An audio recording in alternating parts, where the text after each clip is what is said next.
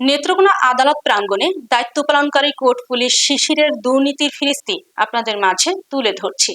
বিস্তারিত থাকছে রুবেল মিয়ার প্রতিবেদনে। আদালত হলো মানুষের ন্যায় বিচারের শেষ আশ্রয়স্থল, যেখানে প্রতিদিন অসংখ্য মানুষ আইনি সহায়তার জন্য আসেন।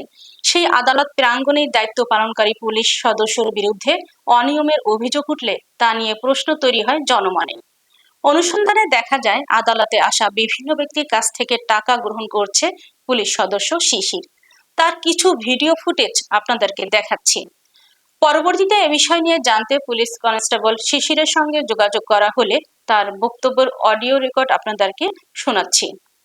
পুলিশ সদস্য শিশির স্বীকার করেন তার দুর্নীতির কথা এবং দুর্নীতির বিষয়টি প্রকাশ না করার জন্য বিভিন্ন ব্যক্তির মাধ্যমে চাপ প্রয়োগ ও হুমকি দেওয়া হয় রিপোর্টারকে। কারণ জনমনে প্রশ্ন উঠছে, আদালতের মতো গুরুত্বপূর্ণ স্থানে দায়িত্ব পালনকারী পুলিশ সদস্য দুর্নীতিতে জড়িত, তার বিরুদ্ধে অভিযোগগুলো যথাযথভাবে তদন্তর মাধ্যমে বিচার করা রাষ্ট্রের দায়িত্ব কিনা, সেটা আপনাদের কাছে আমার প্রশ্ন।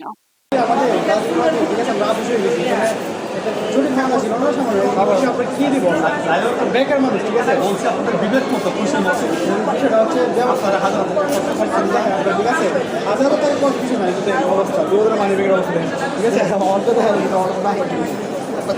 টাকা মিলে 100 টাকা আপনি চাইতেছেন, আমার কাছে আছে ঠিক আছে। একটা মামলায় মুক্তি পাইছে, হাজার হাজার টাকা করতে গেছে।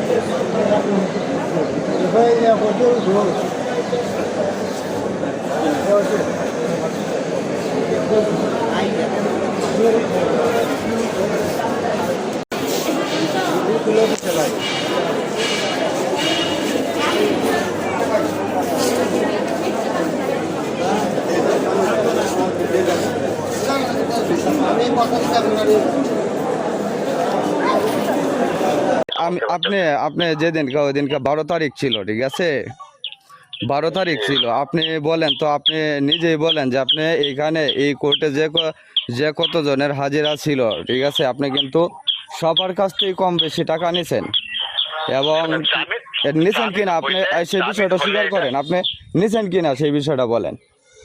আচ্ছা, ওই তো আমি বলতেছি, জামিন হইলে সবাই নেয়, মনে করেন জামিন হইলে ওটা অনেক মোহরি বলে দেয়, উকিলে বলে দেয়। আমি সেটাও করব না, আমি তো বলতেছি আমি সেটাও করব না। আমি এবং কি গতকালকে আমি কোর্টের মুন্সিরে বলে আসছি যে আমার এগুলো দরকার নাই, আমার আসলে আমি হিন্দু মানুষ, নিরিবিলি মানুষ, যে ভাই শোনেন শোনেন, আপনি আপনি আপনি যে কথাটা বলতেছেন, যে উকিলের কথা বলতেছেন এবং উকিলদের যে সহকারীর কথা বলতেছেন, তাই না? এখন আপনি যে তাদের দোহাই দিতেছেন, এই বিষয়টা কেন ভাই? অযথায় অন্যদের দোষ দেন কেন? আপনি যেভাবে নিচ্ছেন, শোনেন, এইভাবে আপনি যেভাবে নিচ্ছেন টাকাগুলো আমি দেখছি, তো সব কিছুই তো আমার এখানে ভিডিও ফুটেজ আছে, আপনি দেখতে পারবেন, সমস্যা নাই। কিন্তু আপনি যেভাবে টাকাগুলা নিচ্ছেন, এটা তো মনে হয় না যে অন্য কারো কথায় আপনি এইভাবে নিচ্ছেন। আর আপনার কি এখানে উকিল সহকারী কিংবা উকিল বা ওইখানে যে মুন্সি আছে তাদের কথায় কি আপনার টাকা নেওয়ার কোনো রাইট আছে কিনা? আপনার তো ঊর্ধ্বতন কর্তৃপক্ষ আছে, আপনার আপনার ঊর্ধ্বতন কর্তৃপক্ষ আছে, তারা কি আপনাকে বলছে যে আপনি এইভাবে টাকা নেওয়ার জন্য? না ভাই, কোনো ক্রমেই না। তা কোনো ক্রমে যদি না বলে থাকে, তাহলে আপনি নিয়েছেন, নিয়ে আবার অন্যদের দোষ দেন কেন? অন্য আমি যে আগে আপনি এই মনে করেন দোষী, এখন এটা আপনি যেভাবে হোক, এটা আপনার ভেতরে মানে এটা যে প্রকাশ না হয়, এটা আপনার কাছে করজোর হোক এবং প্রথম এবং শেষবারের মতো এটা ক্ষমা সুন্দর দৃষ্টিতে শেয়ার করছে। তার মানে আপনার কথা হচ্ছে যে আমি এই বিষয়গুলো, আপনার যে কিছু চিত্র, যে চিত্রগুলো আছে, এগুলো আমি মানে ডিলিট করে দেব বা প্রকাশ করব না, বিষয়টা তো আপনি এটাই বোঝাইতে চাইতেছেন নাকি? যে এটা নিয়ে কোনো কিছু যাতে প্রকাশ না হয়, প্রকাশ না করে, এইটাকে আপনার কাছে অনুরোধ করতেছি আর কি। তাহলে আপনি আমার কাজে বাধা দিলেন না, বিষয়টা এরকম হইল না? বাধা দিলাম ভাই, সম্পদ বাধা দিলাম, বাধা দিয়ে আপনার যদি 5 লক্ষ টাকা ক্ষতি হয়ে যায়, কথা বলতেছি আর কি, একটা উদাহরণ সেটা আপনার করলাম না, আপনি শোনেন, আপনি আমার অযথায় কেন ক্ষতি করবেন, ঠিক আছে, আর আমি অযথায় কেন আপনার ক্ষতি করব?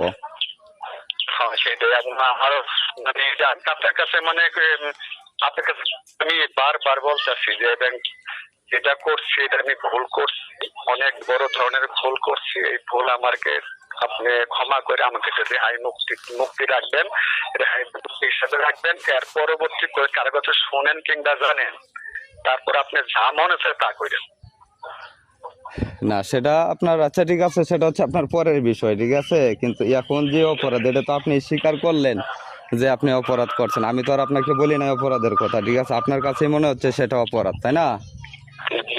তো আপনার কাছেই মনে হচ্ছে আপনি যেটা করছেন, যে আপনিই বলতেছেন যে আপনি অপরাধ করছেন, অনেক বড় অপরাধ করছেন, আপনিই বলতেছেন। তা এখন বিষয় হচ্ছে যে আমি আপনার এই অপরাধটা কেন ডেকে রাখবো, সেই কথাটা একটু বলেন শুনি। তাইলে আমি আমার দায়িত্বকে অবহেলা করলাম না, আমি আমার কাজটাকে ছোট করলাম না। অবহেলা আমার জন্য একটু করলেন, আর যত আপনার ক্ষতি হয় মানে আপনার যদি অবহেলা হইলেও আপনার অবহেলা হইলে বাইরে করা লাগবে। আপনার কাছে অনুরোধ করছি যে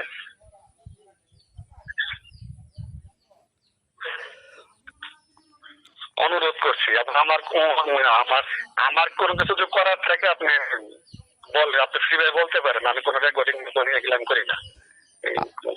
আপনার কি মানে কি বলতে চাইতেছেন, আপনি ক্লিয়ারলি বলেন। আমি তো একটা কথা আপনাকে বলছি, আপনি যেহেতু কথাই বলতেছেন, আপনার ফ্রিলি কথা বলতেছেন, আবার ভয়ও পান মনে হইতেছে, তাহলে আবার ভয় পাওয়ার কি আছে? আপনার কথা বলতেই আছেন, তাহলে আবার এটা কোন ধরনের কথা? আপনি বলেন কি বলতে চান শুনি। আচ্ছা ফ্রিভাবে বলি, কোনো মাইন্ডে নিয়েন না। হ্যাঁ বলেন শুনি।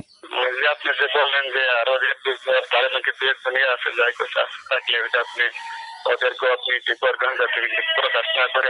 আমার কি করণীয় কি করা লাগবে আপনি ফ্রিভাবে বলতে পারেন।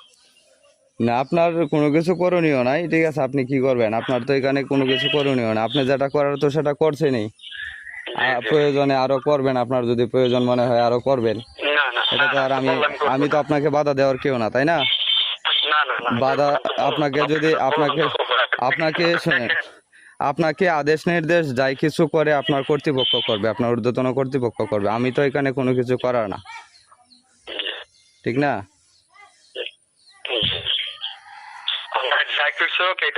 এটা আমাকে ক্ষমা করে মাফ করে দিয়ে আমি আপনার সবকিছু বলতে আছি, মাফ করে দিয়ে এটা মনে করেন মানে ফিনিশ করে দেওয়ার জন্য আপনার কাছে আমি করে অনুরোধ প্রার্থী। আচ্ছা ঠিক আছে, দেখা যাক কি করা যায়। ভালো থাকেন আপনি। হ্যাঁ হ্যালো ভাই শুনেন। হ্যাঁ বলেন। বলি কোনো মাইন্ডে নিয়েন না, অন্য কোনো বললাম এটা কি আমার করবেন না। হ্যালো হ্যাঁ বলেন। ভাই প্লিজ ক্ষতি করবেন না, প্রথম এবং শেষবারের মতো এটা আমার ক্ষতি করবেন না। এর পরবর্তী শোনা কথা বলে যেটা মধ্যে সেটা করেন। আপনি নেত্রকোনা কোর্টে আছেন কতদিন যাবত? নেত্রকোনা 10 মাস। 10 মাস, ঠিক আছে। আর আপনার এমনি এই যে গ্রামের বাড়ি কোথায়?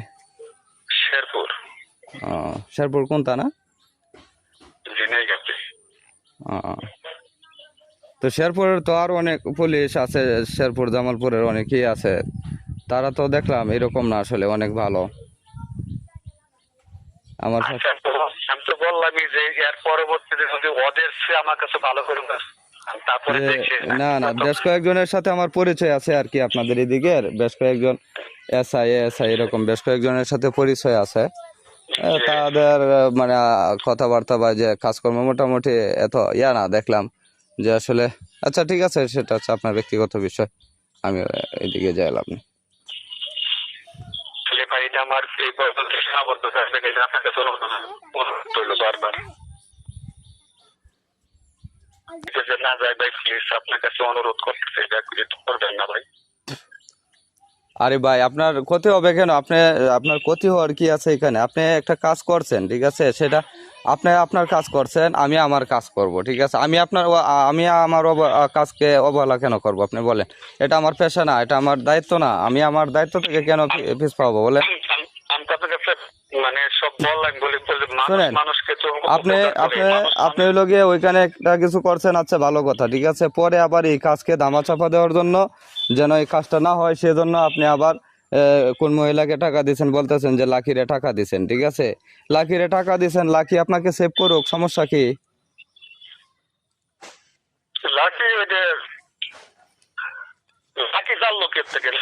লাকি হুম, লাকি জানলো কিভাবে? এটা আপনি তাকে জিজ্ঞেস করেন কিভাবে জানলো।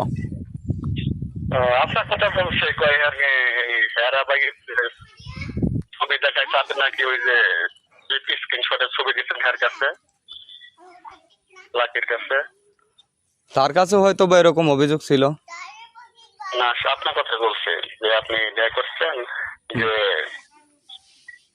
এরকম বলছে আর কি। ও, আচ্ছা ভাই কথা শোনেন, কথা বলে এটা আপনার কাছে অনুরোধ, আমি তো বলতেছি মানুষকে তো উপকার করতে হবে।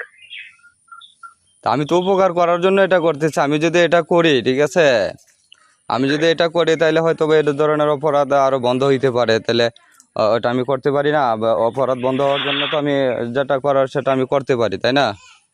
জি করতে পারেন, ওইটাই। করতে পারেন কিন্তু করতে পারেন কিন্তু করবেন না ভাই প্লিজ।